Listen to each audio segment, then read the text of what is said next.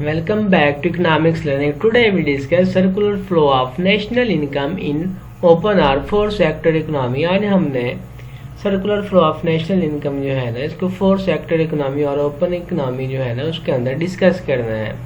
पहले जो वीडियो थी हमने दो डिस्कस किए हैं, two sector economy and three sector economy. Circular flow of national income in two sector economy और थ्री सेक्टर इकोनॉमी के अंदर हमने इसको डिस्कस किया। अब हमने इसको ओपन और फोर सेक्टर इकोनॉमी में डिस्कस करना है। The four sector economy include consumer, producer, governments and foreign trade. जो फोर सेक्टर इकोनॉमी है इसमें क्या क्या शामिल है? Consumer, producer, government and foreign trade जो है ना ये फोर सेक्टर इसमें आते हैं। जो थ्री सेक्टर था उसमें कंज्यूमर, प्रोड्यूसर और गवर्नमेंट थी, और जो टू सेक्टर था उसमें कंज्यूमर और प्रोड्यूसर ये दो थे सेक्टर थे। As a result, goods market will become different in the presence of foreign trade, as now the foreign expenditure on domestic goods and domestic expenditure on foreign goods will be included. नतीजतन foreign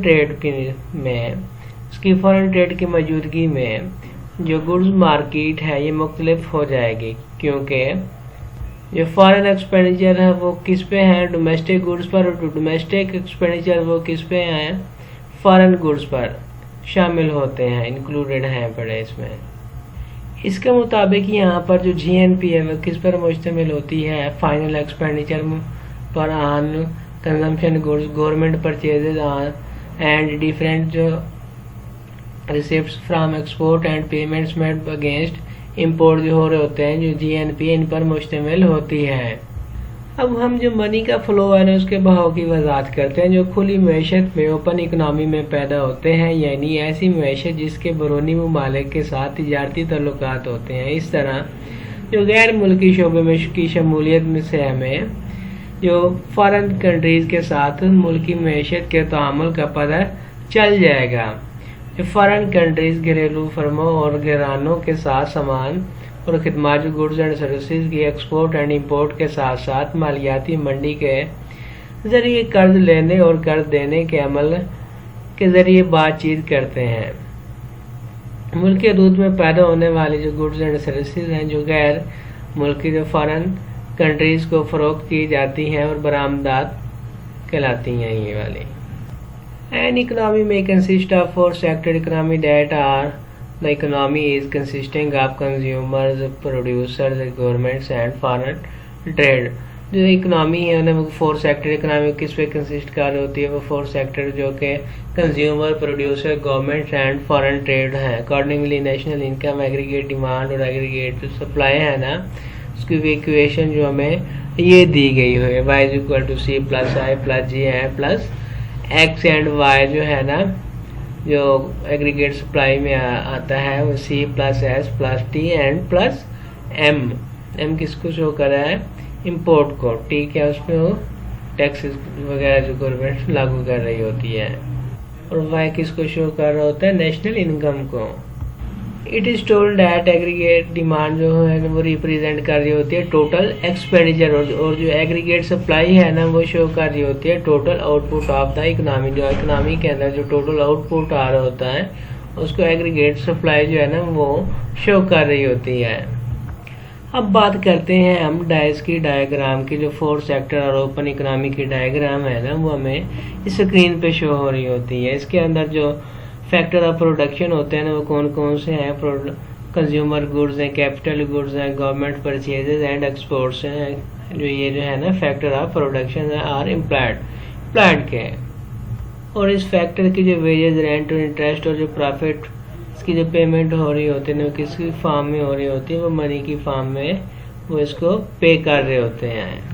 ये जो factor हमने देखे हैं इनको इसका अगर हम समेशन ले लेते हैं तो हमारे पास जो नेशनल इनकम है ना वो निकल आएगी।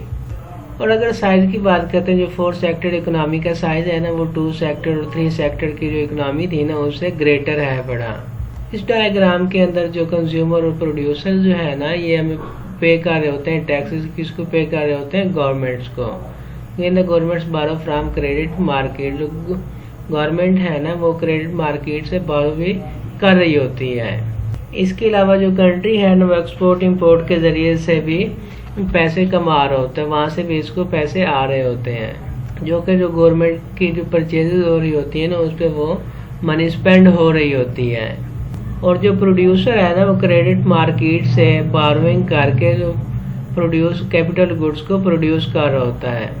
और जो कंज्यूमर है ना वो सेविंग करके उसके ज़रिए से एक जो क्रेडिट मार्केट होती है ना उसको जनरेट कर रहा होता है।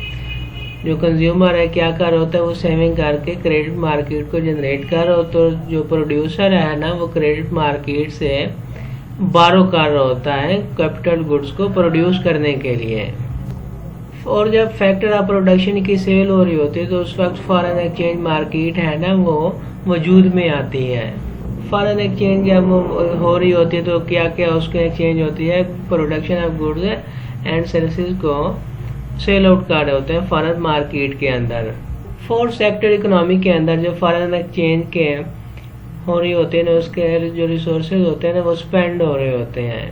और अगर बात करें मार्केट के रिसोर्सेज एंड गुड्स की, वेयर है foreign expenditure on domestic goods and जो रिसोर्सेज जो होते हैं ना वे किसका सोर्स हो रहे होते हैं, फॉरेन एक्सचेंज की जो अर्निंग है ना उसका ये सोर्स बन रहे होते हैं गुड्स एंड जो मार्केट के रिसोर्सेज हैं। इस तरह से ना जो नेशनल इनकम है ना उसका सर्कुलर फ्लो हो रहा होता है, सर्कुलर फ्लो हो रहा होता है किसके बीच में, consumer, producer, governments and foreign trade जो सेक्टर है ना ये फोर इनके बीच में आपस में इसका नेशनल इनकम का फ्लो हो रहा होता है। सो ये था आज का हमारा lesson. Thank you very much.